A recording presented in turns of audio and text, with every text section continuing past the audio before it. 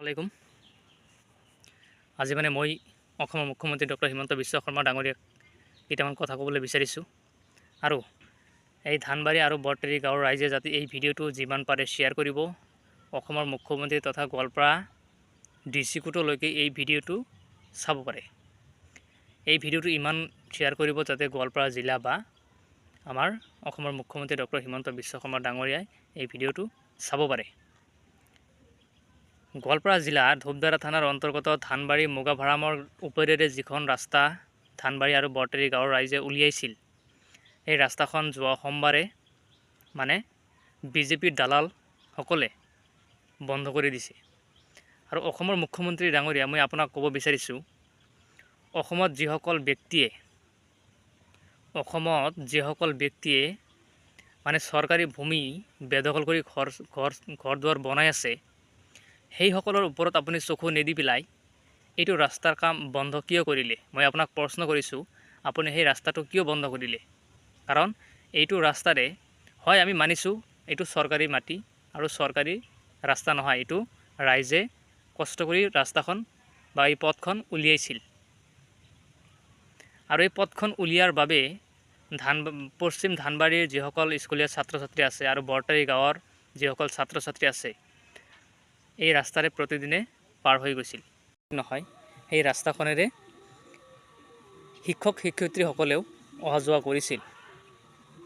আৰু যিসকল স্কুলীয়া ছাত্ৰ ছাত্ৰীয়ে এতিয়া স্কুলত যাব নোৱাৰা হৈছে একমাত্ৰ এই পথটোৰ কাৰণে।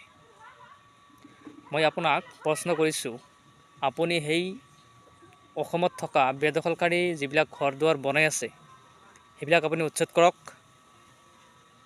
অন্যথাই আমাক ৰাস্তাটো মুকলি কৰি দিয়ক, যাতে স্কুলীয়া ছাত্ৰ ছাত্ৰীসকলে ৰাস্তাৰে প্ৰতিদিনে অহা যোৱা কৰিব পাৰে।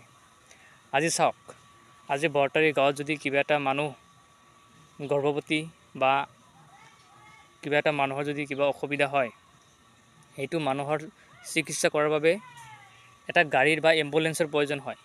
সেই গাড়ী বা এম্বুলেন্সটো সেই গাঁওখনত আহিব নোৱাৰে।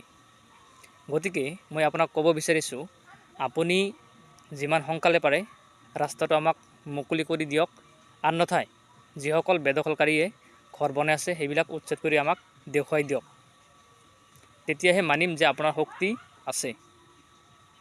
আজি আমাৰ দুখ লাগিছে, কাৰণ আমাৰ যিবিলাক ল'ৰা ছোৱালী স্কুলত যাবলৈ ধৰি পুনৰ ঘৰলৈ উভতি আহিছে, একমাত্ৰ এই পথটোৰ কাৰণে। এই ভিডিঅ'টো বনোৱাৰ বাবে বহুত দালালে মোক বেয়া পাব, বহুত মানুহে মোক বেয়া পাব, আৰু সেই দালালসকলক মই চেট বুলিও খাতিৰ নকৰোঁ। আৰু কোনোবা যদি মোক বেয়া পাই যাওক, কাৰণ কাৰো ঘৰত মই পৰি নাথাকোঁ, কাৰো ঘৰত যাই মই নকওঁ যে মোক এইটো দি সেইটো দি।